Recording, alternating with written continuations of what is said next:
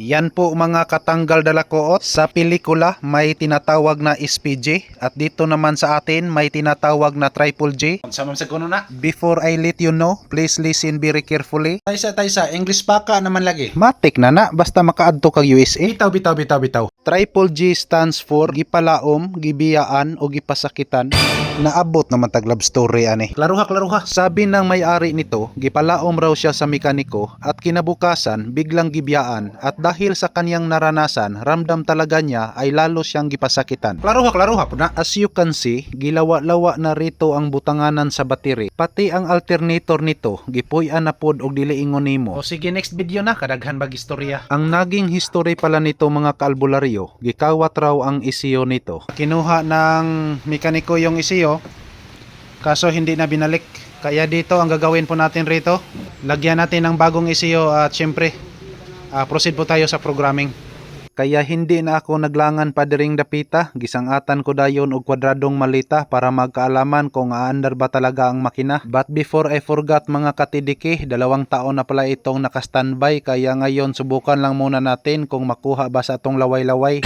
Hindi nakatiis ang kasama ko, agad niyang kinabitan ng battery at dito gitisting ko dayon diretso at syempre lilitaw pa dito ang signal ng susi na parang disco, ibig sabihin hindi pa na program ang kwadradong malita ni ining higayuna. Kaya sinimulan kong irehistro ang bagong isiyo pagkatapos ng maraming beses na gituplok-tuplok ko ang mga icons nito. Syempre matik nagkasundo na sila diretso. Medyo hayag-hayag na panalo tayo rito mga kaalbularyo dahil ang tuko sa balay ng may-ari ay parang sumasang-ayon sa orasyon ko. Ang ginawa pala namin rito, pinaglilinisan muna namin ang fuel tank bago pa namin to pandarin at sabay na tinanggal na rin namin ang fuel filter para wala na tayong duda pa. At yun so kita naman ninyo na nadunot na tuloy ang fuel filter sa 2 taon na naka-standby. Fast forward tayo mga kaalbularyo, baka nagtaka kayo na kung bakit nipatong ako rito nang sinubukan naming pandarin ang makina kanina. Ayaw talaga itong umaandar kaya napilitan akong tanggalin ang lahat na injectors para masubukan kong ino-load test. So kita naman ninyo na pinalabas namin ang lahat na injectors dahil mag-proceed po tayo sa no load test. Pero tingnan lang muna natin dito sa mismong fuel line hose kung mayroon bang lumalabas na diesel.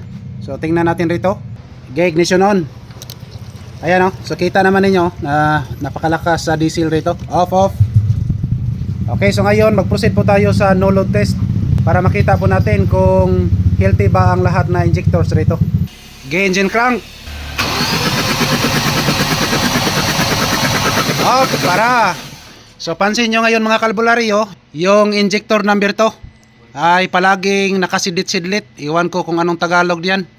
Pero kita naman ninyo kanina na hindi siya pulse. Ibig sabihin, may problema po to. At yung number 1, number 3 at number 4, kita naman ninyo na walang lumalabas. So baka ito lang ang problema. So posible na hindi siya mag-firing yung number 1, number 3 at number 4 dahil sa ang number 2 ay may problema. Kumbaga hindi siya maka-build up ng pressure ito. So ang gagawin natin, palitan natin ang injector number 2 at tingnan na lang natin mamaya pagkatapos na natin itong mapalitan. Proceed. Alright, so ulitin po natin dahil sa bago na po ang injector number 2. Okay, engine start. Off. Para. So kita nyo ngayon mga kalbularyo, yung number 4 na naman ang nibigay ngayon.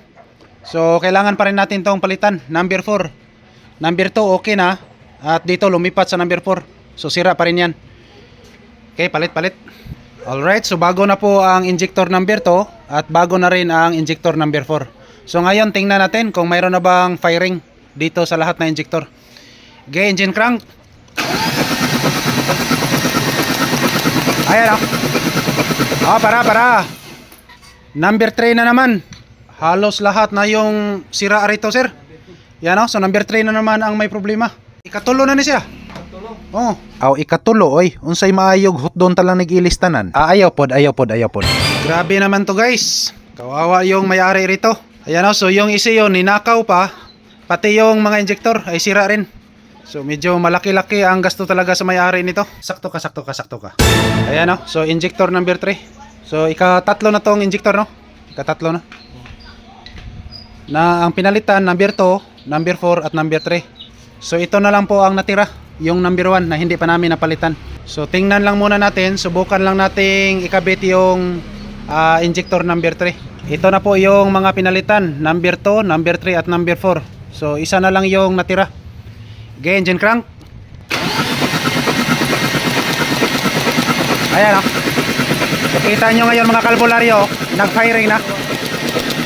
At kita natin yung isa rito, yung number 1. Hindi pa masyado. Para. Okay, so observe po tayo. Yung number 2, number 3 at number 4, mayroon siyang firing. At focus po tayo sa number 1. Okay, engine crank.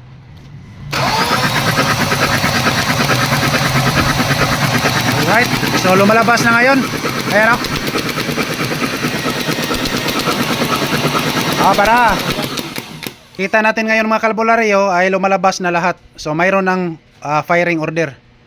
Alright, so ikabit natin to lahat. Tingnan na lang natin kung umandar bang makina. Proceed. Dahil sa malaki-laki na ang gastos ng may-ari nito, dito gigamit ko ang tinanugan kong talagsaong orasyon na pina-slow motion at syempre gipinisingan ko og pisik-pisik para ang mga diliingon nimo dili na gyud mo balik. Bitaw. Okay, just start. Yan o. Andar na makina.